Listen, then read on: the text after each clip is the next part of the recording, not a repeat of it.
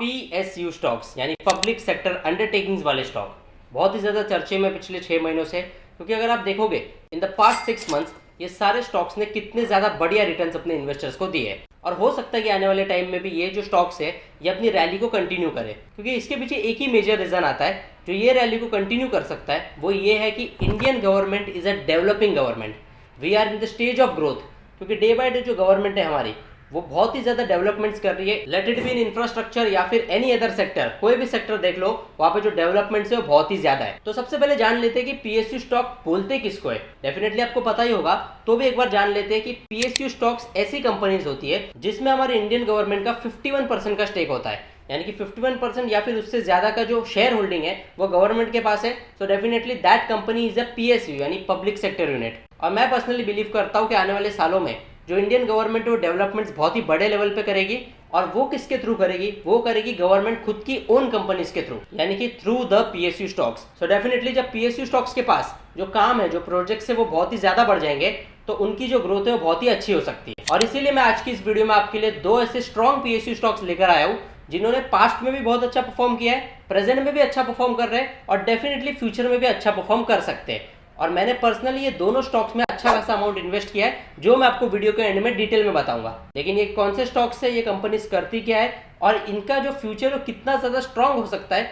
ये सारी चीजें आज की इस वीडियो में जानेंगे। So do watch the video till and. और वीडियो शुरू करने से पहले एक चीज आपको बता दूं कि ये वीडियो मैं सिर्फ एक एजुकेशन और इन्फॉर्मेशन पर्पस के लिए बना रहा हूँ। यहाँ पे कोई भी फाइनेंशियल एडवाइस नहीं दी जा रही, because I am not a registered financial adviser, I am not SEBI registered. मैं सिर्फ मेरी इन्वेस्टमेंट एनालिसिस और मेरा इन्वेस्टमेंट अप्रोच आपके साथ शेयर कर रहा हूँ। अगर इसके रिलेटेड आप कोई भी इन्वेस्टमेंट डिसीजन लोगे so please do it after your own research and analysis. तो चलिए आज की इस वीडियो की तरफ बढ़ते हैं और जान लेते हैं that which two PSU stocks is going to boost up in future. तो पहला स्टॉक है इंडियन ऑयल कॉर्पोरेशन यानी कि आईओसी लिमिटेड।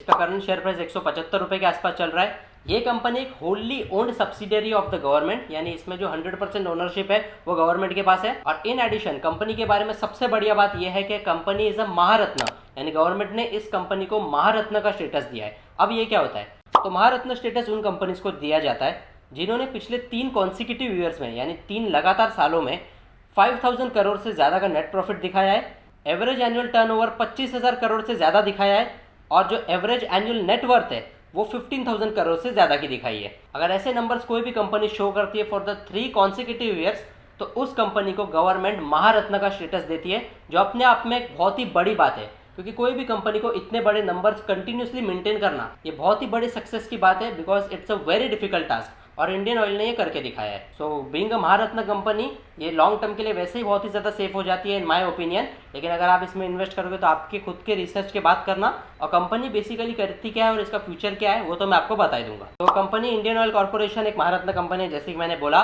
जिसका बिजनेस इंटरेस्ट है straddling the entire hydrocarbon value chain from refining, pipeline, transportation, marketing of petroleum products to R&D, exploration and production, marketing of natural gas and petrochemicals.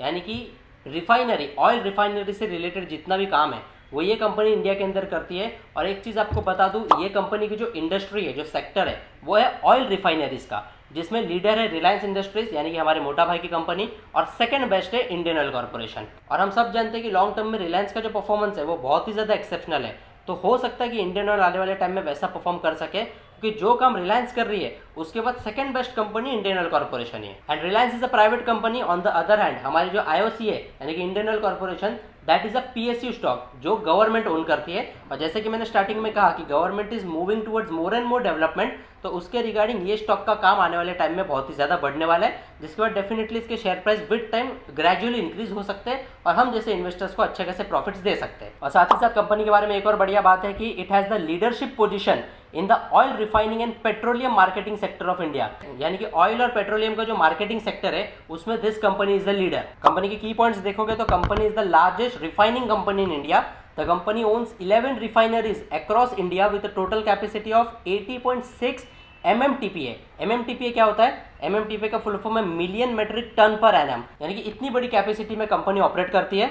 और India की total refining capacity का 32% market share ये company own करती है। साथ ही साथ company का जो पाइपलाइन नेटवर्क है वो 15,000 किलोमीटर्स के अक्रॉस ऑल ओवर इंडिया में फैला हुआ है, जो बहुत ही ज़्यादा बड़ी बात है। इसके साथ साथ कंपनी ऑयल रिफाइनरीज के अंदर जो रिसर्च एंड डेवलपमेंट प्रोग्राम्स होती है उसके ऊपर भी बहुत ही ज़्यादा फोकस्ड है, यानी न्यू इनोवेशंस लाने में रिगार्डिंग दिस सेक्टर ये कंपनी बहुत ही ज़्यादा बढ़िया काम कर रही है। और इसी के रिगार्डिंग फाइनेंशियल ईयर 2022 में इस कंपनी ने लगभग 576 करोड़ स्पेंड किया था towards research and development programme, जो बहुत ही ज़्यादा बड़ी अमाउंट है और बहुत ही ज़्यादा बड़ा इनिशिएटिव है towards the development of India. अगर कंपनी का पी रेशियो देखोगे मैक्स टाइम पे, जहाँ पर कंपनी का बिजनेस लगभग 37 के पी के हिसाब से चल रहा है, जबकि इसका स्टॉक जो है वो 5 के पी पे ट्रेंड कर रहा है, यानी लगभग 7 गुना तक के जो ग्रोथ के चांसेस है वो नियर फ्यूचर में पॉसिबल है, क्योंकि पी रेशियो का चार्ट हमें यही बताता है कि कंपनी का बिजनेस किस लेवल पे चल रहा है और उस हिसाब से कंपनी का शेयर प्राइस कहाँ ट्रेंड कर रहा है। और साथ ही साथ अगर हम इंडिया की एनर्जी डिमांड को देखें तो it is expected to grow at about 3% per annum by 2040,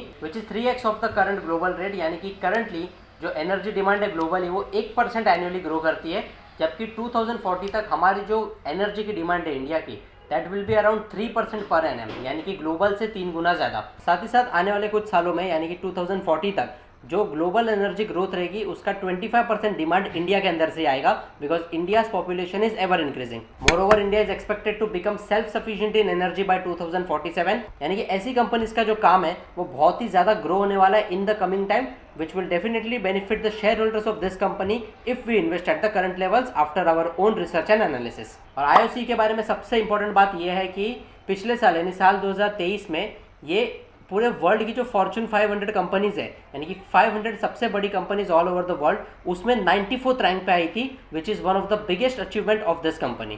company का अगर प्रॉफिट एंड लॉस स्टेटमेंट देखोगे तो इनका नेट प्रॉफिट जो आज से 12 साल पहले यानी साल 2012 में जो 4,000 करोड़ के आसपास था वो आज है 44,000 करोड़ का, यानी 11 गुना से इनका प्रॉफिट बढ़ा है। कंपनी की ट्रेलिंग 12 मंथ्स की जो कंपाउंडेड प्रॉफिट ग्रोथ है वो है 966%, स्टॉक प्राइस का CAGR 122% है, क्योंकि पिछले एक साल में IOC ने अपने इन्वेस्टर्स को 120% के रिटर्न्स दिए। कंपनी का शेयर होल्डिंग पैटर्न देखोगे तो 51% स्टेक गवर्नमेंट के पास है यानी प्रमोटर्स के पास, और एडिशनली भी गवर्नमेंट ने 19% स्टेक लेके रखा है, यानी नियरली 70% शेयर्स है that are with the government. और बचे हुए 30% शेयर्स 3 हिस्सों में डिवाइडेड है, FIs के पास 8%, DIs के पास 9%, और जो बचे हुए 10-10% है वो है पब्लिक के पास, यानी हम जैसे रिटेल इन्वेस्टर्स के पास। तो this was the first stock यानी IOC लिमिटेड। इसमें मैंने कितना इन्वेस्ट किया है वो मैं आपको लास्ट में बता दूंगा, क्योंकि अभी सेकंड स्टॉक बचा है, और सेकंड स्टॉक है इरकॉन इंटरनेशनल लिमिटेड। जी हाँ, इरकॉन का फुल फॉर्म है Indian railway constructions international limited. ये स्टॉक पिछले एक सालों में बहुत ही ज्यादा कंपाउंडेड ग्रो हुआ है, क्योंकि करंटली ट्रेड कर रहा है 224 रुपए के आसपास, और अगर आप देखोगे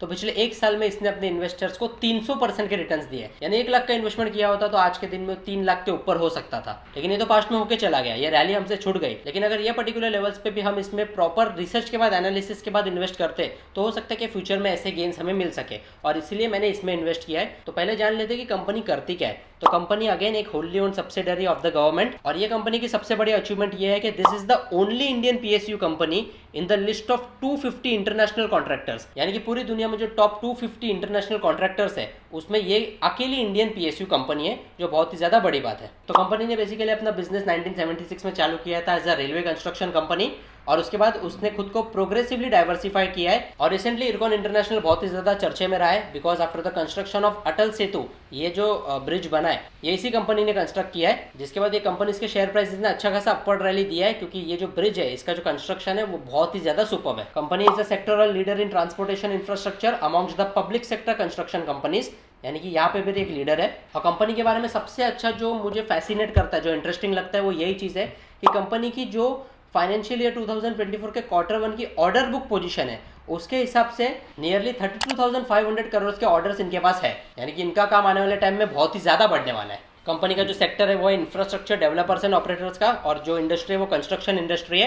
इनके इंडस्ट्री में, इनके सेक्टर में जो टॉप कंपनी है वो है IRB इंफ्रा, और उसके बाद जो सेकंड बेस्ट है that is IRCON international limited. और रिसेंटली अगर आप देखोगे तो गवर्नमेंट ने NIP के अंडर यानी नेशनल इंफ्रास्ट्रक्चर पाइपलाइन, जो ये प्रोजेक्ट है, जो ये स्कीम है, इसके अंडर जो इन्वेस्टमेंट है वो इंफ्रास्ट्रक्चर कंपनीज के रिगार्डिंग की है नियरली अराउंड 1,16,000 करोड़, यानी इतना बड़ा इन्वेस्टमेंट गवर्नमेंट बाय 2025 इस पर्टिकुलर सेक्टर में टोटली एलोकेट करेगी, जिसके बाद इस सेक्टर की जो टॉप कंपनीज है वो डेफिनेटली बहुत ही ज्यादा बेनिफिट हो सकती है। कंपनी की कंपाउंडेड सेल्स ग्रोथ बढ़िया है, कंपाउंडेड प्रॉफिट ग्रोथ अच्छी है, रिटर्न ऑन इक्विटी की ग्रोथ अच्छी है, और जो स्टॉक प्राइस का CAGR है वो पिछले 5 सालों में 39%, पिछले 3 सालों में 72% और पिछले 1 साल में 308%। कंपनी का शेयर होल्डिंग पैटर्न अगर आप देखोगे सो 65% of shares is with the promoters, और इसके बाद जो मेजोरिटी स्टेक है वो हम जैसे रिटेल इन्वेस्टर्स के पास है जो है 29% का। सो ओवरऑल ये दोनों PSU स्टॉक्स लॉन्ग रन में आपको बहुत ही अच्छे खासे रिटर्न्स दे सकते हैं, लेकिन अगर आप इसमें इन्वेस्ट करोगे तो आपकी खुद की रिसर्च और एनालिसिस के बाद ही करना। और जैसा कि मैंने वीडियो के स्टार्ट में कहा था